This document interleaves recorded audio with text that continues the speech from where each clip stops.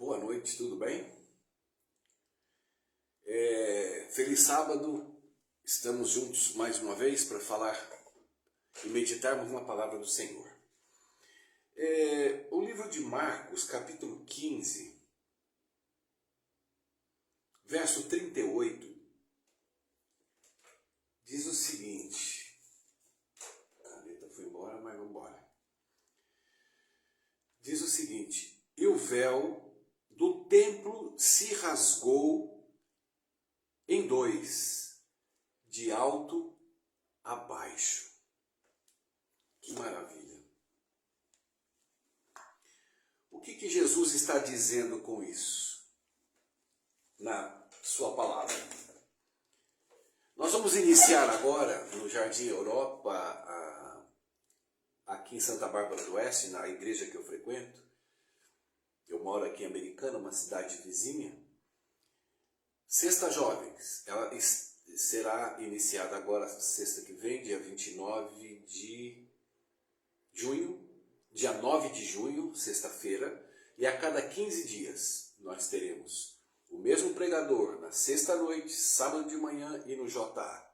Todo mês teremos esse triato, com muita música, um lanche legal lá para a galera bater um papo, trocar ideias. No JA teremos entrevistas, além do trabalho todo de música e a palestra em si.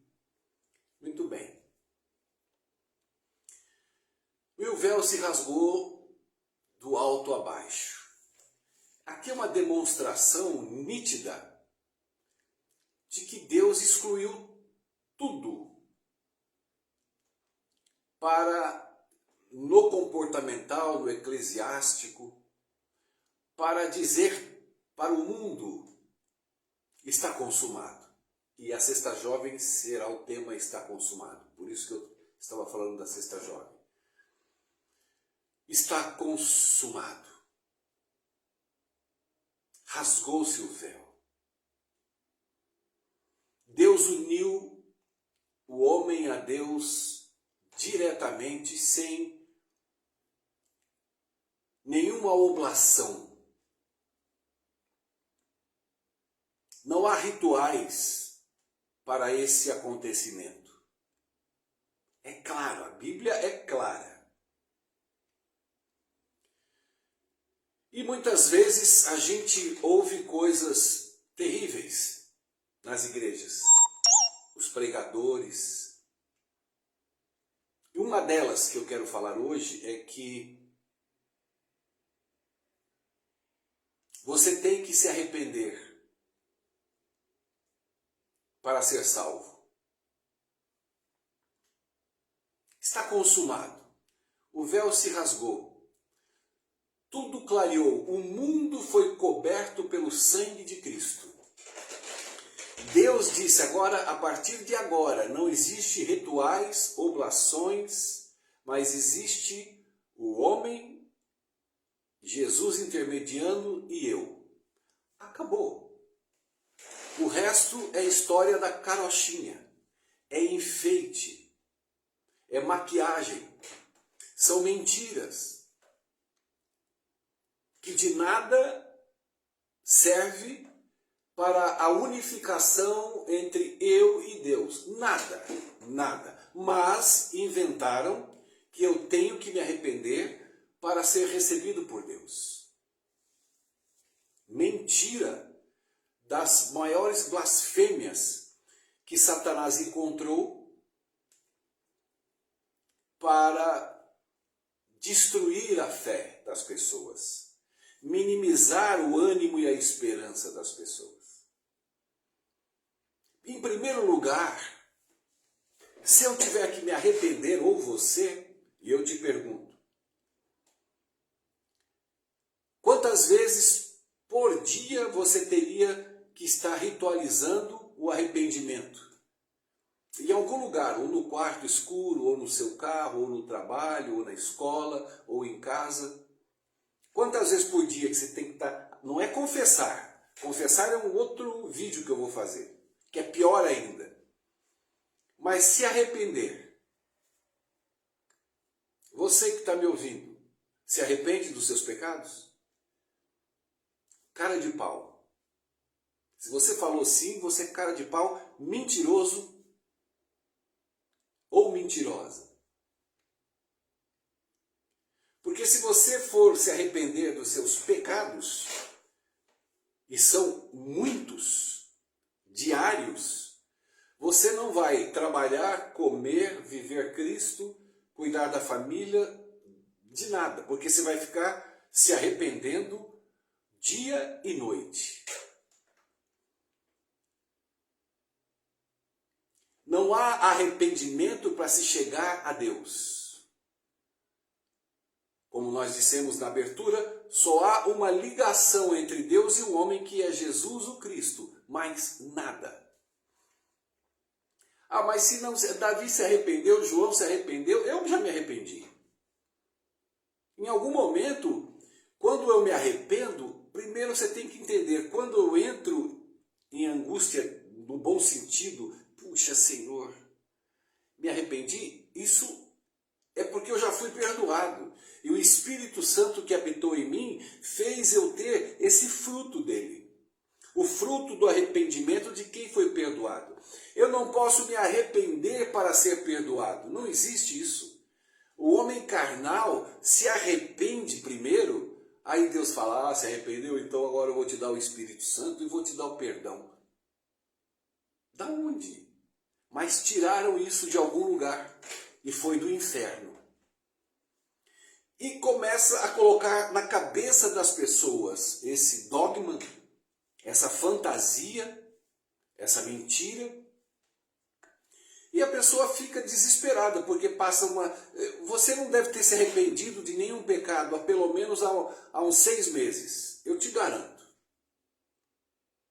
Se você for muito fanática, pelo menos há uns 10, 15 dias que você não se arrepende de nada. Você só vive. Que é o correto. Eu vivo. Eu peco. Eu peco todos os dias. Todas as noites. Todas as tardes. E eu vou ficar buscando arrependimento da onde? Eu vou tirar força para me arrepender o dia inteiro, todos os dias, a todos os momentos? Da onde? Não. Quando há uma manifestação como houve no rei Davi, é porque o Espírito tomou ele e ele foi perdoado. Primeiro ele foi perdoado. Depois de perdoado, ele falou, meu Deus, tenha compaixão de mim, o que eu fiz? Porém, não necessita do arrependimento para você ser perdoado por Deus. Porque senão você está colocando no Evangelho algo que não é do Evangelho. Porque o Evangelho me ensina que eu sou perdoado pelo sangue de Jesus. Se Deus alinhavar que eu tenho que confessar para ser perdoado, Jesus já era. Aí depende de mim, de eu confessar. Mas, Xerri, se eu não confessar, eu sou perdoado? Bom, você foi perdoado na cruz. O está consumado, e o texto que eu li, o véu se rasgou, de cima a baixo, ali acaba tudo. Ali Jesus amou o mundo de tal maneira que deu seu Filho unigênito para perdoar o mundo. O crente odeia isso. O crente quer perdão só para ele. Porque ele confessa, porque ele tem crescimento, porque ele é transformado, porque ele lê a Bíblia, porque ele é um mala. Mas ele se acha, o que eu posso fazer? Aí eu vou a Paulo. Não me lembro, você sabe da história de Paulo? Sabe, ele caiu do cavalo. Ele estava fazendo o que, Paulo? Matando pessoas. Quantas? Centenas de milhares. E quem ele matava? Quem amava Jesus. Ele confessou seus pecados para Jesus perdoá-lo e chamá-lo para a obra? Pergunta para o teu pastor, pergunta para o teu ancião. Pergunta para os entendedores da Bíblia. Está tendo semanas de orações aí, direto, das mulheres, dizendo que tem que pedir perdão. Então, primeira pergunta, Paulo pediu perdão? Ele foi perdoado, caiu do cavalo, perdoado, amado e chamado e capacitado. E você vai ler a história de Paulo toda, você não tem Paulo ficar confessando o pecado. E Paulo pecava. Paulo brigou com Marcos, não quis ver a cara de Marcos, xingou Marcos, brigou com Pedro, quase saiu no tapa com Pedro. Você não vê Paulo, eu vou confessar aqui. São pecados cometidos e já perdoados na cruz do Calvário. É isso que o ser humano precisa entender. É uma falta de fé em Jesus, é uma falta de crença de que Jesus na cruz do Calvário ratificou todos os meus pecados. Não há nada que vá limpar os meus pecados que já não foi feito na cruz do Calvário. E o véu se rasgou. Então não há oblações, não há rituais, não há joelhos no chão, não há nada que eu faça que Deus vai falar, agora eu vou te perdoar. Nada. Falei de Adão e Eva uns dias desses atrás. Eles comeram do fruto, o pecado entrou, Adão fugiu, Eva fugiu. Deus falou, meu filho, onde vocês estão? Onde? Aonde? Ai, Senhor, eu fiquei com medo quando ouvi sua voz. Ele se arrependeu da desgraça? Imagina, nós estamos falando de pecado. Existe pecado maior do que o de Adão e Eva? Aí eu te pergunto, eles se ajoelharam para Deus e falaram, Senhor, nos perdoa. Não. O que eles falaram? Senhor, eu tive medo quando eu te vi. Mas também o Senhor me deu essa mulher aí, e foi ela que me deu do fruto. Aí Deus olhou para Eva, está arrependida? Eva vai se ajoelhar e pedir perdão? Ela falou, não, Senhor, foi a serpente que o Senhor colocou aqui no Éden que me fez pecar. Muito pelo contrário, não se arrependeram, não pediram perdão e ainda inventaram moda. E ainda justificaram os seus pecados. E o que Deus fez? Perdoou. Como ele perdoou? Matando o cordeiro.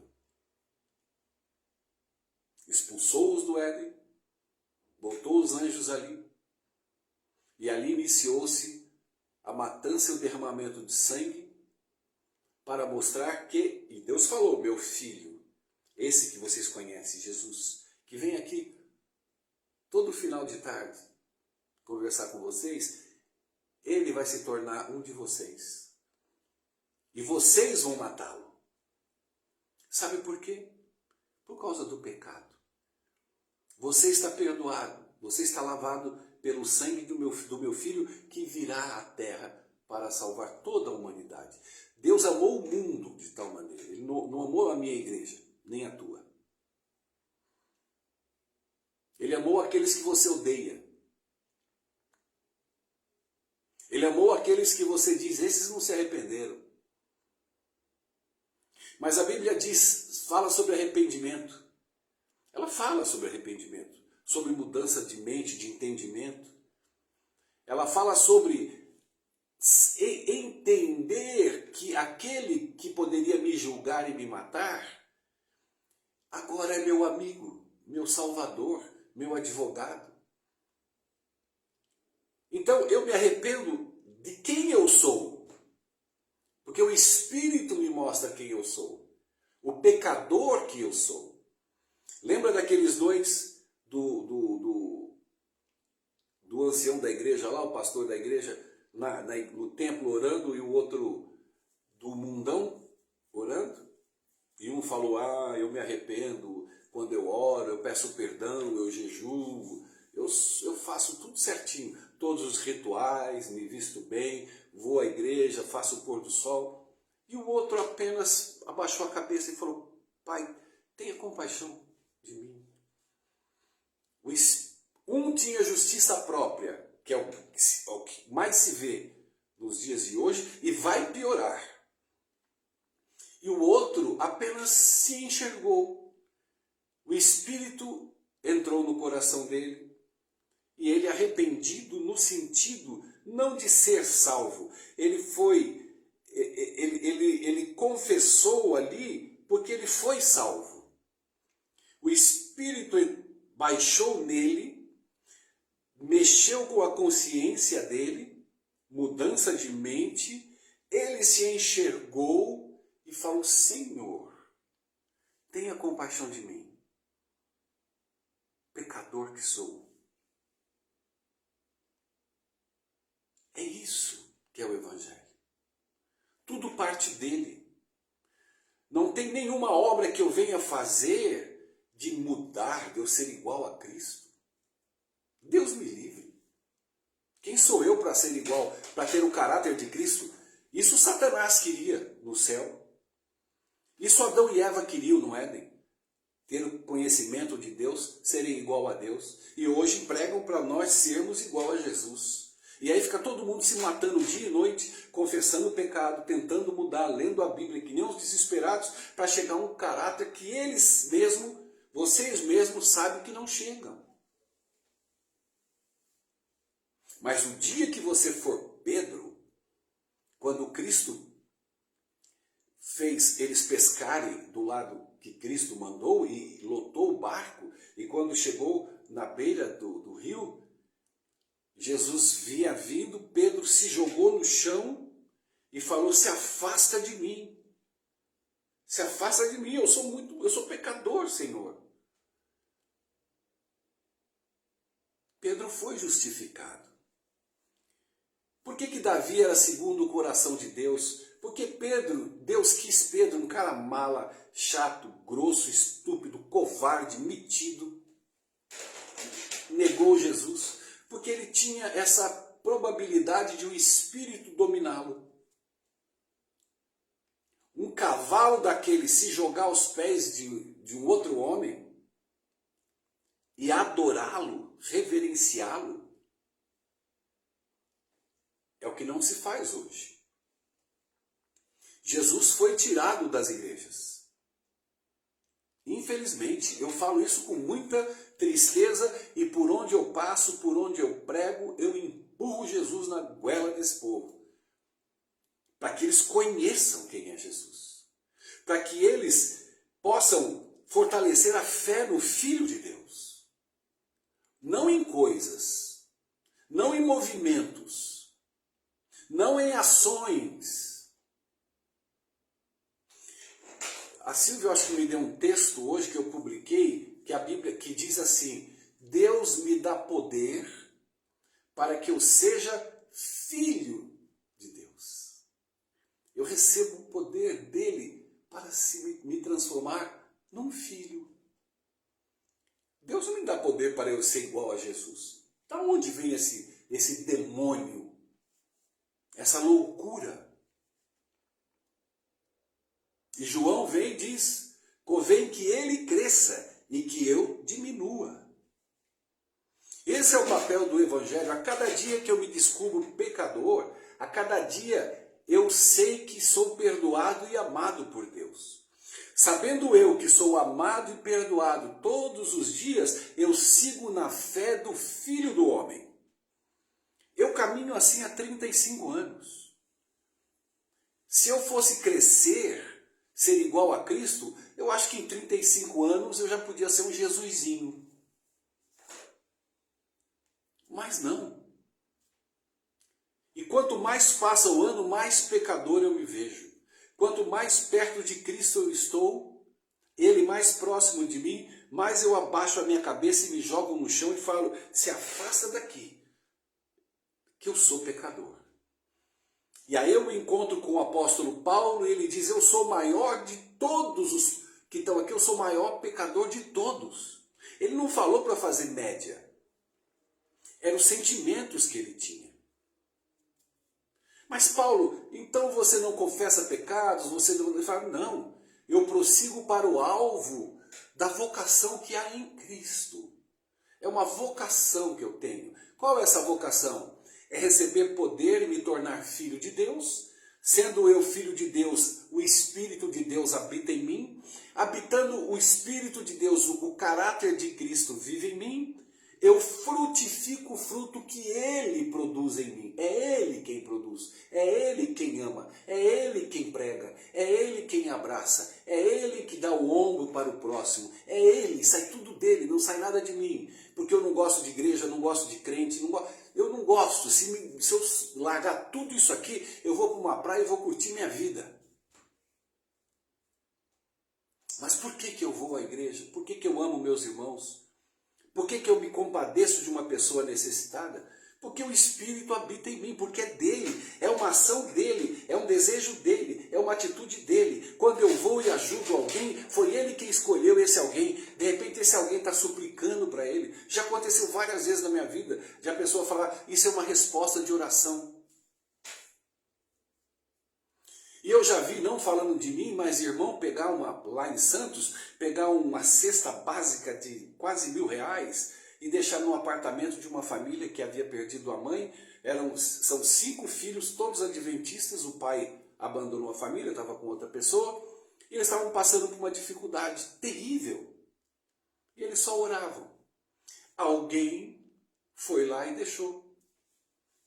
E eles não sabem até hoje quem é. Então as ações, as boas ações, são movidas pelo Espírito. Imagina a salvação, imagina o que é santificação. É eu crescer? Crescer o quê? Quem é você para crescer? Crescer o quê? Aonde? Aonde você cresceu? Que gostosura é você?